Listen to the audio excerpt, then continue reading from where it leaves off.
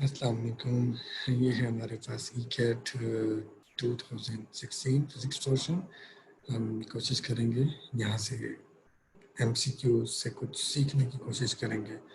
कुछ एमसीक्यूज के statement wrong हैं और कुछ एमसीक्यूज ऐसे हैं जो स्टेटमेंट जिनकी कंप्लीट नहीं थी, लेकिन फिर भी हम ट्राई करेंगे कि हम मैक्सिमम लर्निंग यहाँ से कैसे कर सकते हैं या एग्जामिनर ने हमसे क्या पूछा था।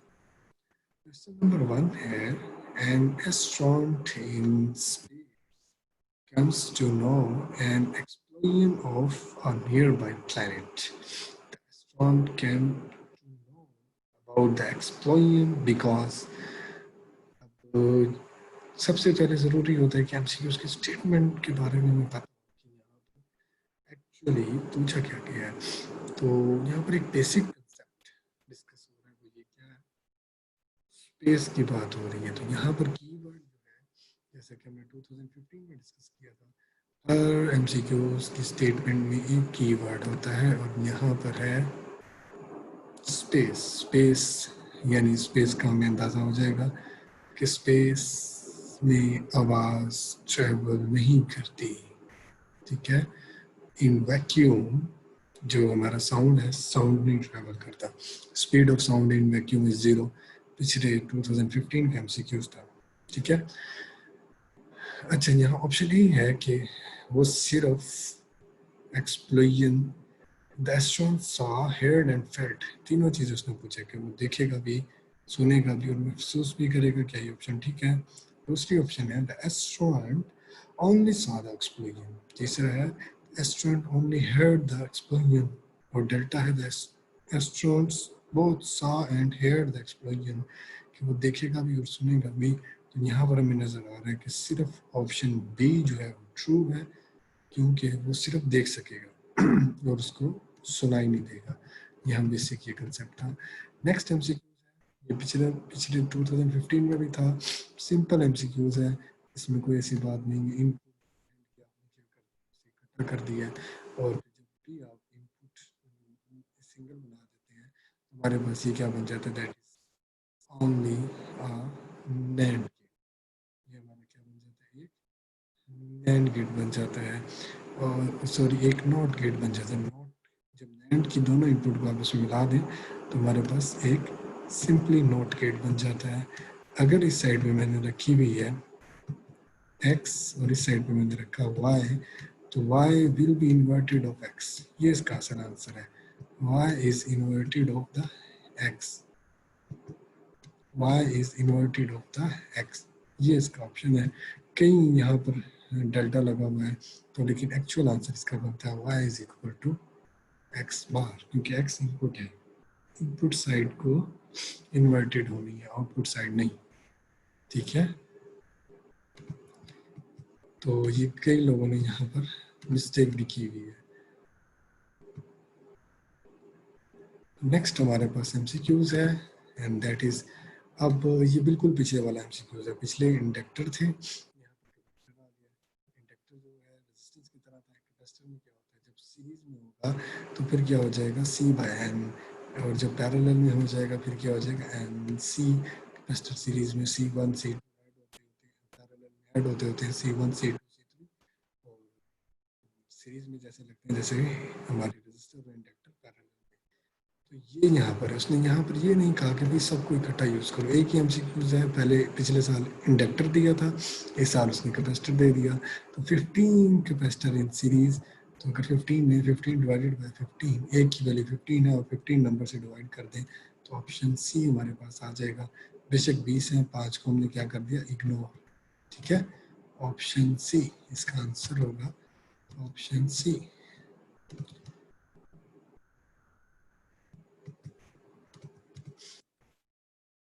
हाँ, ये एक एमसीक्यूज है जिसको थोड़ा सा डिटेल से देखने की कोशिश करेंगे। अच्छा देखें, पहले जो हमने पढ़ा था, नैंड की दोनों इनपुट आपस में मिला दी तो बन गया नॉट। दोनों इनपुट मिला ही नहीं, अब अलहदा है, अब अलहदा है। अब दोनों इनपुट इसकी अलहदा है, इंडिविजुअली दी हुई है। नॉट के आगे एक और नोट लगा दिया, नैंड के आगे एक नोट लगा दिया। अब क्या बन गया ये, नैंड के आगे, सॉरी इन्वर्टेड इनपुट नहीं, पहले हम डिस्कस कर रहे हैं, लैंड के आगे हमने लगा दिया एक नॉट, तो ये बन गया एंड। लेकिन इन्वर्टेड इनपुट अगर हमने कर दी तो अब ये क्या बन जाएगा, एंड नहीं और, इस वक्त ये बनेगा और। तो और गेट इसका आंसर है। आपके लिए क्वेश्चन मैं छोड़ रहा हूँ यहाँ पर, ये और गेट है, इसके आगे एक नोट लग जाए तो ये बन जाता नॉर। इस नॉर की इन्वर्टेड इनपुट कर दें तो हमारे पास आंसर आएगा एंड। और इसकी रीज़न आपने देखनी है, डी मॉर्गन लॉ लगता है, या इसको वैसे ही याद कर लें, ठीक है, या आप इसको क्या कर लें, ड्रॉ करके सॉल्व करके देख लीजिएगा। ये MCQs इस दफ़ा आ सकता है या अगले पेपर्स में डिस्कस हो सकता है। थर्मिस्टर विद पॉजिटिव, ये यहाँ पर स्टेटमेंट रॉन्ग लिखी हुई है, स्टेटमेंट है थर्मिस्टर विद नेगेटिव। ये MCQs 2015 में भी आया, तो यहाँ पर क्या होगा इसका आंसर, जब वो कहाँ पर रखा गया है, फर्नेस के अंदर टेम्परेचर बढ़ रहा है तो रेजिस्टेंस क्या हो जाएगी, विल बी डिक्रीजेस, ठीक है। नेगेटिव टेम्परेचर कोफिशिएंट किनके होते हैं, हमारे सेमीकंडक्टर। जैसे ही रेजिस्टेंस हम, जैसे ही टेम्परेचर बढ़ाते हैं रेजिस्टेंस डिक्रीज हो जाती है। ये MCQs भी 2015 का है, उसने बहुत नीचे फेंकी, पहले भी डिस्कस हो चुका है। ग्रेविटेशन एक्सेलरेशन के अकॉर्डिंग मूव करेगा, उससे ज़्यादा मूव नहीं करेगा, बेशक उसने नीचे छोड़ी है या फेंकी है। Which one is the following? Which one of the following is not? जब MCQs में नोट हो तो नोट इटसेल्फ कीवर्ड होता है, यानी हमने यहाँ पर पढ़ना है स्केलर क्वांटिटी कौन सी है, स्केलर इसके अंदर पढ़नी काइनेटिक, मोमेंटम, एक्सीलरेशन, फोर्स।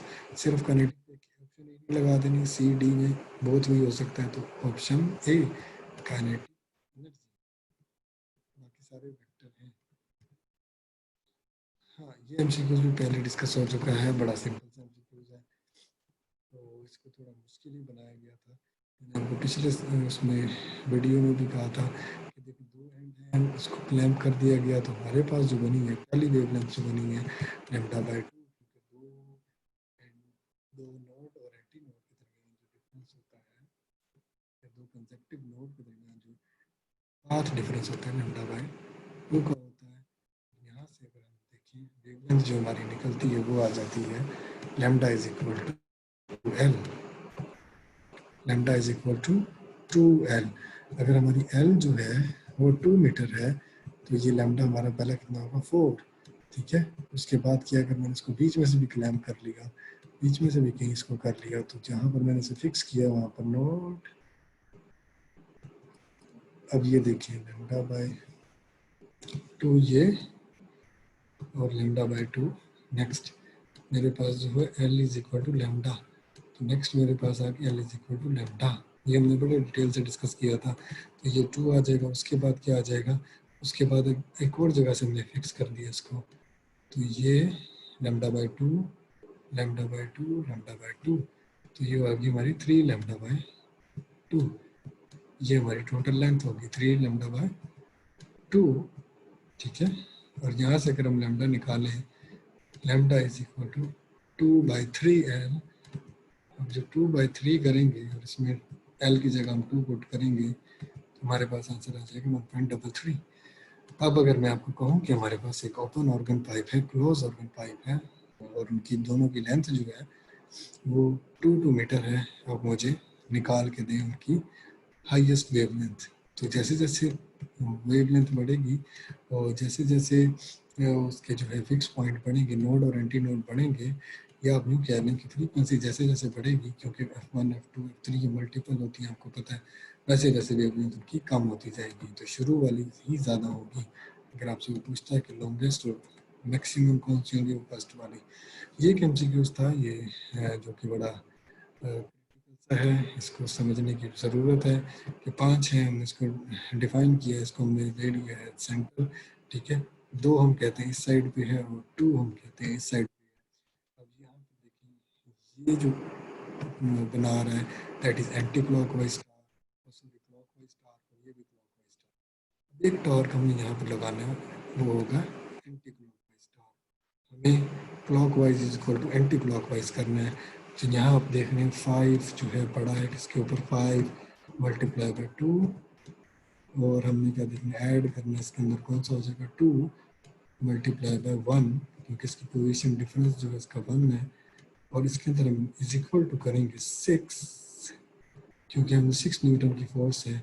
अब उस साइड को देखें तो ये बन रहा है 5 10 12, और उस साइड पे हमें क्या रखना पड़ेगा, ये कहाँ पर रखनी पड़ेगी, 6 मल्टीप्लाई बाय 2 करना पड़ेगा, और ये 2 किस साइड पे होना चाहिए, ये to the right side of C, और ये पॉइंट ई आ जाएगा। यहाँ पॉइंट ई के ऊपर एंटी क्लॉकवाइज इतनी फोर्स लगेगी तो ये दोनों एक दूसरे को कैंसिल आउट कर देंगे, तो हमारे पास आएगा दैट इज पॉइंट ई। ये इसका आंसर है। अगर आपको समझ नहीं आई तो आप इसको एंटी क्लॉकवाइज और क्लॉकवाइज को दोबारा एक नज़र देखिए, ठीक है। इसको लिख के देखें, आपको ये समझ आ जाएगी, कोई बहुत ज़्यादा मुश्किल चीज़ नहीं है।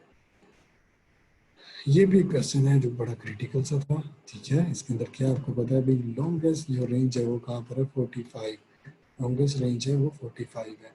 हमने कोशिश करनी है हमारा एंगल 45 है। एक तरफ क्या है, फर्स्ट टेक्निक है strongest beam against direction of throw, ये मैं इस तरफ थ्रो फेंक रहा हूँ, मेरे इस तरफ आ रही है फोर्स, ये क्या है, ये भी इसको, इस वाली चीज़ को जब इधर पुश मिलेगा ये और एंगल अगर मैं कम रखूंगा तो एंगल ज़्यादा हो जाएगा। इस केस में मैं क्या करूँगा, 45 से कम रखूंगा, ताकि अगर बढ़ता भी है एंगल तो 45 को अप्रोच करे, 45 को अप्रोच करे, ठीक है।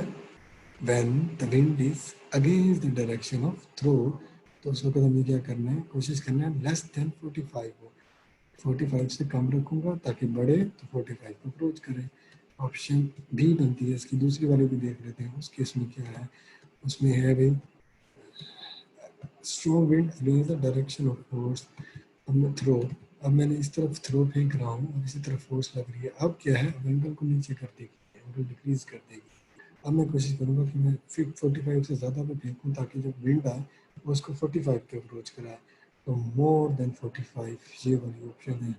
अगर आपको समझ नहीं आए तो इसको ड्रॉ करके देखें, कोई बहुत मुश्किल बात नहीं है। ज़ाहिर बात है कि जब विंड इस तरफ से आएगी, विंड अगेंस्ट आएगी तो उसको ऊपर उठाएगी, और विंड इसकी डायरेक्शन में आएगी तो उसको नीचे झुकाएगी, एंगल जो है वो हमारा रिड्यूस करा देगी। हम ज़्यादा रखेंगे ताकि कम हो, यहाँ हम कम रखेंगे ताकि जब इंक्रीज हो तो 45 को अप्रोच करे। Option B. ये हमारे पास एक स्टेटमेंट कि भाई बल्ब लगे में बल्ब पैरेलल में क्यों लगते हैं, आपको पता होना चाहिए कि भाई एक अगर ब्रेक होता है तो बाकी चलते रहेंगे, सीरीज में लगे हो तो एक ब्रेक होता है सारे बंद हो जाएंगे। अब यहाँ पर क्या है, एक रेजिस्टेंस, एक अपने बल्ब यहाँ पर क्या हो गया, फ्यूज हो गया। Statement three bulb are connected to the constant, constant का मतलब क्या है कि रेजिस्टेंस के चेंज होने से डीसी सप्लाई नहीं होती, ठीक है। Each bulb operate at normal brightness and an ammeter of negligible resistance as steady current. The filament of one of the bulb break. What happened to the ammeter reading? अब इसका break हुआ है तो circuit open हो गया है। अगर हम कहें कि रेजिस्टेंस कुछ थी, तो एक की रेजिस्टेंस आर है, दूसरे की भी आर है, तीसरे की भी आर है। भाई पहले केस में क्या था, पहले केस में रेजिस्टेंस जो थी वो इक्विवेलेंट जो था वो बन रहा था इनका आर बाई 3। अब क्या हुआ, अब एक कम हो गया तो मतलब इनका इक्विवेलेंट बनेगा। हमने अज्यूम कर लिया इनकी इक्वल रेजिस्टेंस है, पावर वेटेज इक्वल है, तो आर बाई 2, ठीक है। पहले इनकी रेजिस्टेंस थी आर बाई 3, अब इनकी रेजिस्टेंस हो गई है आर बाई 2। इसको ये भी कह सकते हैं पहले 0.3 आर थी, अब कितनी हो गई, 0.34 आर थी, अब 0.5 आर हो गई है, यानी रेजिस्टेंस बढ़ गई है। आपको पता है जब रेजिस्टेंस बढ़े करंट आपका क्या होता है, रिड्यूस। यहाँ पर ऑप्शन आएगी ammeter reading decrease. Ammeter reading decrease जो है वो एक ही ऑप्शन में है, लेकिन यहाँ पर इस ऑप्शन में एक और मसला है, bulb brightness remain unchange. Bulb brightness जो है, क्योंकि रेजिस्टेंस जो है आपकी डिक्रीज हुई है, current of other branches will increase, brightness of bulb brightness will be increase. यहाँ पर रिमेन अनचेंज नहीं, क्योंकि एक यहाँ जो करंट फ्लो हो रहा था, आपको पढ़ा करंट डिवाइडर रूल में कि करंट जो यहाँ पर डिवाइड हो रहा था अब इनके पास जाएगा, अब वो करंट इनके पास जाएगा, इनका करंट इंक्रीज हो जाएगा, इसलिए ये एमसीक्यूज ठीक नहीं बना हुआ। तो ऑप्शन डी है इसका आंसर। थोड़ी सी यहाँ पर मॉडिफिकेशन, यहाँ पर दो इक्वल स्फीयर आ रहे थे, आपस में टकराए हैं और रुक गए हैं, ठीक है। Two sphere each of mass and velocity are involve in perfectly inelastic है। अब inelastic क्या है कि kinetic energy elastic kinetic energy conserve होती है, ठीक है। इनइलास्टिक में काइनेटिक एनर्जी कंजर्व नहीं होती। तो आप इसको भी तो एक दफ़ा इग्नोर करें। आप यहाँ पर देखें दोनों बॉडीज आपस में जब टकराई हैं कि हेड टू हेड कूलिंग दोनों रुक गई हैं, तो सारी जो काइनेटिक एनर्जीज वो लॉस हो गई है क्योंकि वेलोसिटी जीरो। तो ऑप्शन हमारे पास आती है 100%, क्योंकि कोई मूव ही नहीं कर रहा। जो पहले मूवमेंट थी वो खत्म हो गई, तो परसेंटेज सारी की सारी जो अभी लॉस हो गई। एंड एम्बुलेंस मूव, अभी एम्बुलेंस क्या है, मूव कर रही है अराउंड सर्कल, एक बंदा सर्कल के अंदर है, वो ये मूव कर रही है। लेकिन चेंज नहीं हो रहा है, जब डिस्टेंस चेंज ना हो रहा तो वेवलेंथ चेंज नहीं होगी। जब वेवलेंथ चेंज नहीं होगी तो फ्रीक्वेंसी चेंज नहीं होगी। तो जो बंदा बीच में खड़ा है उसको इक्वल टू एक्चुअल सायरन के बराबर आंसर आएगा। छोटा सा कंसेप्ट है, इसके अंदर कोई गहरी बात नहीं है, ठीक है। ये एक एमसीक्यूज था जो थोड़ा सा टफ था, और ये आप लोगों के लिए वैसे भी टफ रहेगा। यहाँ पर क्या है, यहाँ कुछ लोगों ने लिखा टू स्टोन डाउन, डाउन नहीं आएगा, ये अप फेंके उसने, पहले हाइट पे खड़ा होकर फेंक दिए, फिर उन्होंने इसका जो डिस्टेंस ड्रॉ करना कोई आसान नहीं है, लेकिन आप जो है इसको याद करने के लिए जो है ये ऑप्शन ए, ये इसका ऑप्शन ए बनता है। ये प्लॉट करना कोई आसान काम नहीं है और इतनी देर का नहीं है कि आप इसको फटाफट जो है प्लॉट करके समझ लें पेपर के अंदर, ऐसा नहीं है, ऐसा सच नहीं है, ठीक है।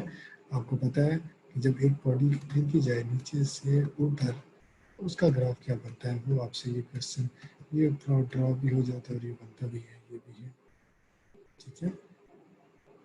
और ये प्लॉट है किसका, कि व्हेन टाइम इज जीरो आपकी क्या है, वेलोसिटी मैक्सिमम, तो ये वेलोसिटी और टाइम का ग्राफ है। लेकिन यहाँ पर जो है ये actually del x, change of x का ग्राफ है। ये ग्राफ आप लोगों के लिए आसान नहीं है, इसका ऑप्शन ए एक्चुअली राइट है। हाँ जी, ये आपके पास है दो mass, a mass of a liquid of densities mix with another mass, दो मैसेज हैं वो मिक्स कर दिए गए हैं of another liquid of density 3। The density of the liquid mixture, एक की जो है डेंसिटी 1 है और एक की 3 है और इनको मिक्स कर दिया गया है। तो वो पूछते हैं कि बताएं। ये बिल्कुल ऐसे ही है कि जैसे जो है दो रजिस्टर ऐड कर दें, पैरेलल में दो रेजिस्टेंस का इक्विवेलेंट ले लें, ये इसी के बराबर है। यहाँ से आप डेंसिटी समझें तो ये आपके पास आ जाएगा। ये देखिए कि एक की है 3 और एक की है 1, एक की 3 टाइम है, तो एक की रो आ जाएगी और एक अगले की आ जाएगी 3 रो, रो 3 रो और डिवाइडेड बाय हमारे पास क्या हो जाएगा, दैट इज यहाँ पर एक फार्मूले में एक एडिशन होगी, that is 2 times of the equivalent resistance. ये आपने देखना है, ये फार्मूले में ही आता है जब दो आप दो इक्वल मैस के और दो डिफरेंट डेंसिटी के ऐड कर रहे हैं, ये फार्मूला है, आपने इसको याद कर लेना है।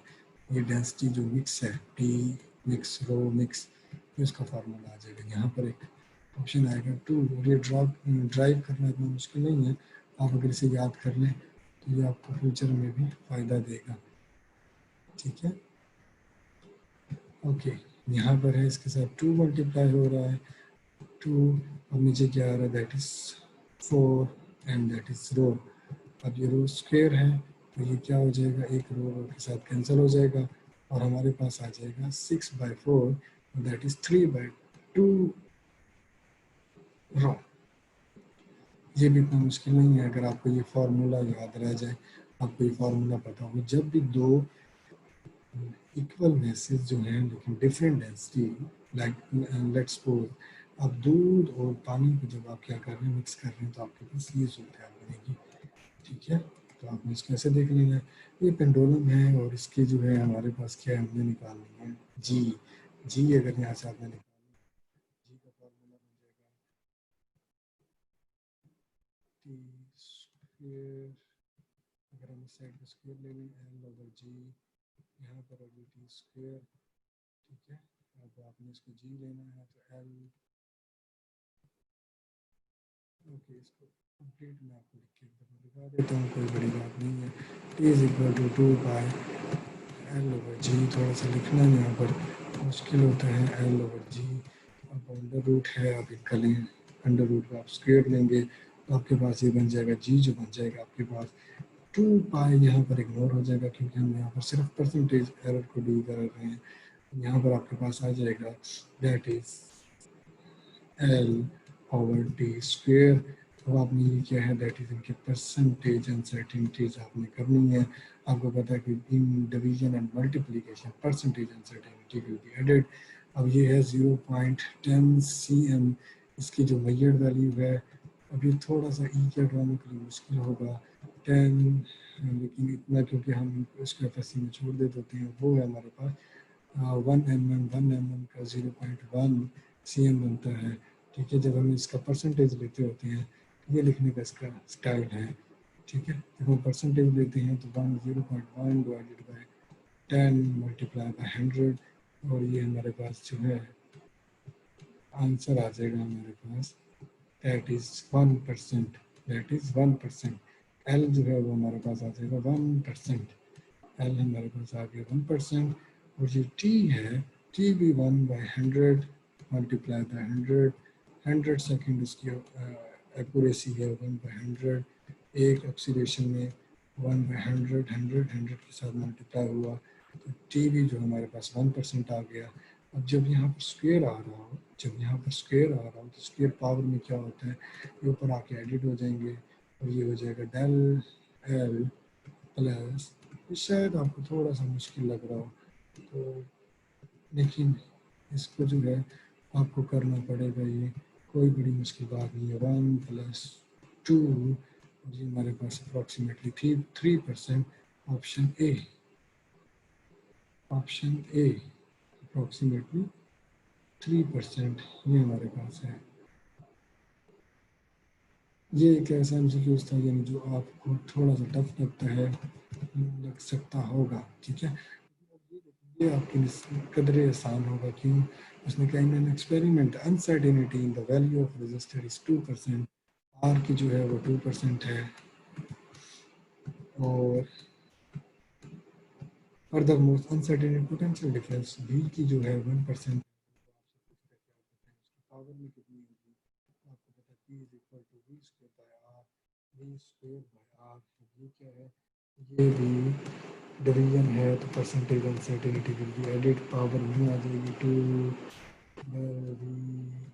बाई बी प्लस और दैट इज आर, यानी आपने इनकी परसेंटेज अनसर्टेनिटी ऐड कर देनी है 2 इंटू 1% प्लस आर, आर की कितनी है भाई, आर की है जी हमारे पास 2%, तो आंसर आ जाएगा 2 + 2 दैट इज 4%, ऑप्शन सी। ये उसकी निस्बत पीछे वाले की निस्बत कदरे आसान है, आप लोगों को इतनी मुश्किल नहीं आएगी इसके अंदर, तो ऑप्शन सी। इसका मतलब है यूनिट नंबर 1 के अंदर हमारे पास क्वेश्चन आ सकते हैं, डिवीजन और मल्टीप्लिकेशन में परसेंटेज अनसर्टेनिटी और fractional uncertainty will be added. In case of addition and subtraction, absolute uncertainty will be added. तो आप लोगों ने इस पॉइंट को भी नहीं छोड़ना, इसको भी देख लेना, इसकी कर लें। अच्छा, यहाँ पर अब जो है ना with the reference of figure या एवरेज वेलोसिटी और इंस्टेंटेनियस वेलोसिटी, ये फिगर मिस है इस क्वेश्चन के अंदर। जो डाटा मेरे पास अवेलेबल है, ये देखेंगे कि स्ट्रेट लाइन है तो उसके ऊपर क्या है, इंस्टेंटेनियस और एवरेज बराबर होती हैं। ये हमने यहाँ पर क्या लिया है, डिस्टेंस और ये आपने ग्राफ देख लेना कि वो ग्राफ है, जैसे वो ग्राफ होता है, ये ग्राफ है कुछ यू कर्व आ रही है, ये इंस्टेंटेनियस कम है बट एवरेज ज़्यादा है, ठीक है। अगर ये ऊपर की तरफ जा रही है तो फिर क्या है, ये ग्राफ ऊपर बढ़ रहा है तो इंस्टेंटेनियस ज़्यादा है, एवरेज में भी एवरेज भी ज़्यादा हो। तो आपने वो देख लेना है कि फिगर कौन सी थी जहाँ पर जो ये क्वेश्चन जहाँ से बना। A sphere of mass m and velocity 2 v moving in the x direction m and velocity v are moving in the y direction if the collision is perfectly elastic. Perfectly elastic मतलब change in the kinetic energy वो conserve है. Which of the following statement is correct? The two spheres stick together after impact. The total kinetic energy before impact is 3 mv square. The total momentum before impact is 4 mv. इसकी velocity है 2v और इसका मास है 2m. Option हमारे पास बनता है total momentum will be 4mv.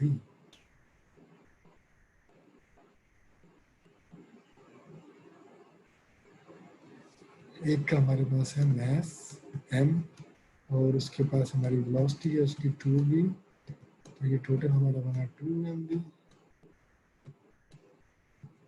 Plus हमारे पास एक और चीज़ है यानी दूसरे का वो इसके अंदर ऐड होगा दैट इज 2m और उसकी वेलोसिटी है v. ये हमारे पास हो गया 4mv. ऑप्शन बी एक ये बता रहा है क्योंकि वो एक्स डायरेक्शन में जा रही है और वो वाई डायरेक्शन में जा रही है और उसने कहा है क्या दोनों का रिजल्टेंट अगर लें तो ये किसके बराबर होगा? क्या 3mv स्क्वायर के बराबर होगा? इनका रिजल्टेंट जो है अगर आप लें तो 3mv नहीं आएगा बल्कि इन टर्म्स ऑफ एक्स इसका स्क्वायर लें तो ये भी हमारे पास 2 आ जाएगा. तो हमारे पास ऑप्शन बी नहीं है बल्कि ऑप्शन ये हमारे पास बनेगा C. Option C will be right. Option C will be right. Progressive wave है कि frequency 250 Hz है are superposed to produce a stationary wave in which speed of the speed of the progressive wave. अब ये जो हमारे पास जो है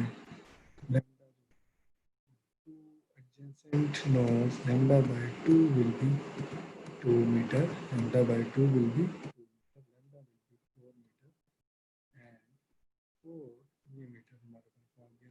ये लैम्डा फ्रीक्वेंसी हमारे पास आ गई है. फ्रीक्वेंसी हमारे पास आ गई है 250 multiply by 4. Answer is 1000 delta. Two adjacent node यहाँ पे की पॉइंट था कि जिसने टू एडजेसेंट नोड देख लिया उसने वेवलेंथ से वो पहुंच जाएगा. Otherwise the lines of refraction grating is 1.2 m when a beam of monochromatic light C is incident in its first maxima m is equal to 1 angle 30. Angle 30 का यहाँ पर क्या मतलब है? ये 1/2 बन रहा है sin 30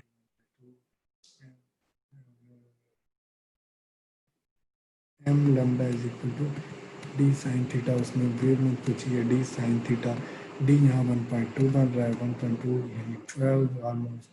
और जब ये यहाँ पर एक ही आंसर बनता है ये इसके साथ यूनिट नहीं सही लिखे हुए. आई थिंक ये 1.2 नैनोमीटर है या 1.2 समथिंग है तो ये इसके अंदर मिस्टेक है. लेकिन आपको यहाँ पर साफ नज़र आ रहा है 12 डिवाइडेड बाई 2 विल बी 600 और यहाँ पर इसका आंसर बनेगा 600. ये क्वेश्चन की स्टेटमेंट. ये हमारे पास एक रिलेशन है और इसी सिंपल एक मेंस्ट्रुअल रिलेशन की answer P1 minus P2.5 P rho V1 square है.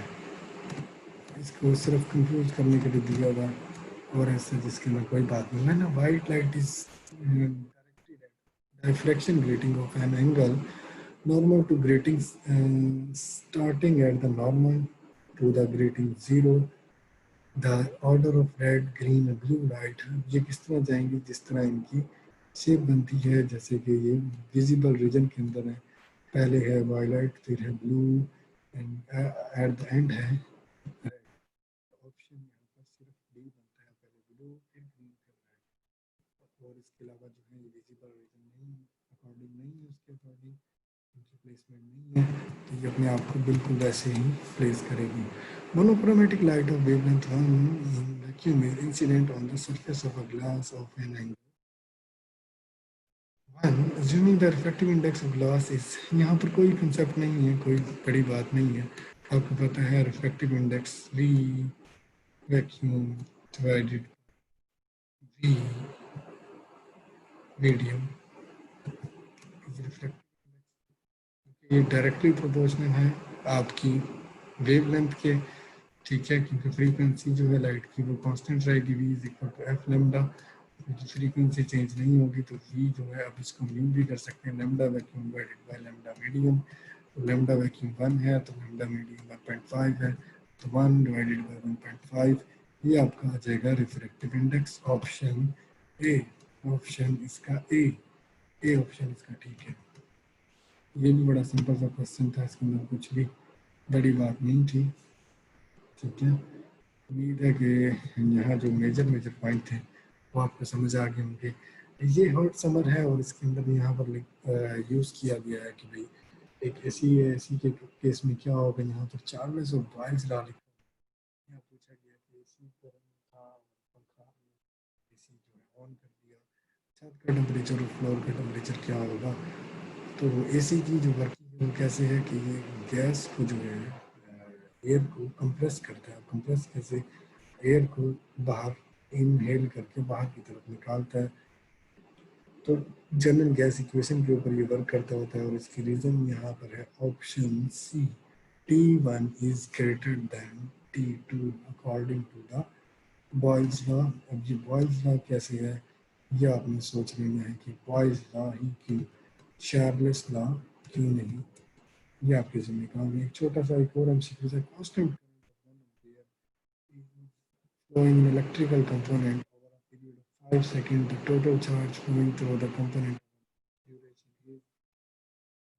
अब ये कांस्टेंट करंट फ्लो कर रहा है, तो करंट जो है हमारा यहाँ पर कांस्टेंट है, ठीक है। दैट इज हमें अगर पूछा जाए I is equal to del Q by del T, del Q by del T. अब ये कांस्टेंट कब होगा, जब हमारा डेल क्यू कांस्टेंट होगा। तो डेल क्यू कांस्टेंट हो गया, सिर्फ टाइम ही चेंज हो रहा है, तो हम इसको करेंगे क्यू निकालने के लिए सिंपली हमें क्या करना पड़ेगा, आई मल्टीप्लाई बाय डेल टी। और आई हमारे पास है 1 एम्पेयर और डेल टी हमारे पास है 5, हमारे पास आ जाएगा दैट इज 5 कूलम चार्ज।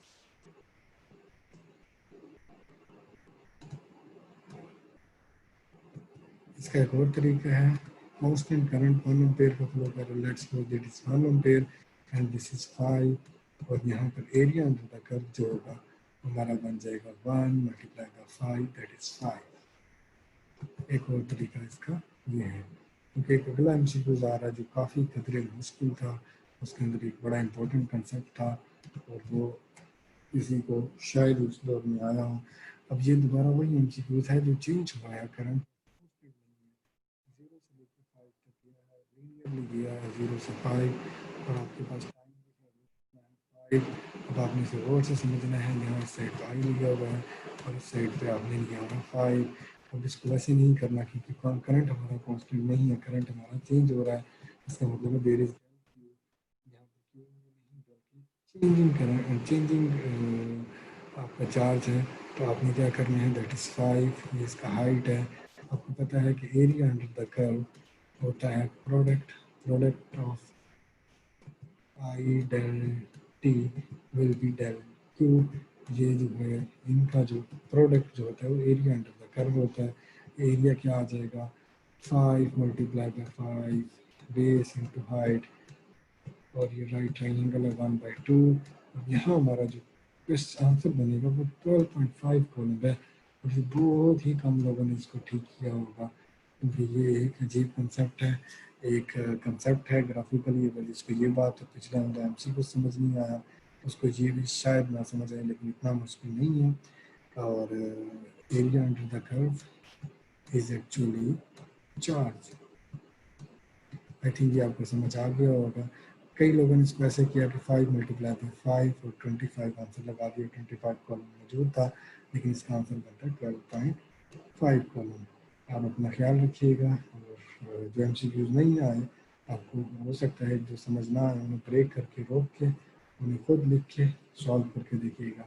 तो कुछ एमसीक्यूज जो बहुत इंपॉर्टेंट थे, जैसे ये था पीछे गेट वाला था, और फिगर्स जो थी जो गिवन थी जो हमें समझ आई जो नज़र आई वो आपको समझाया, उसको बार बार दो से 3 बार जो टास्क साइन किए आप कीजिएगा। अपना ख्याल रखिएगा।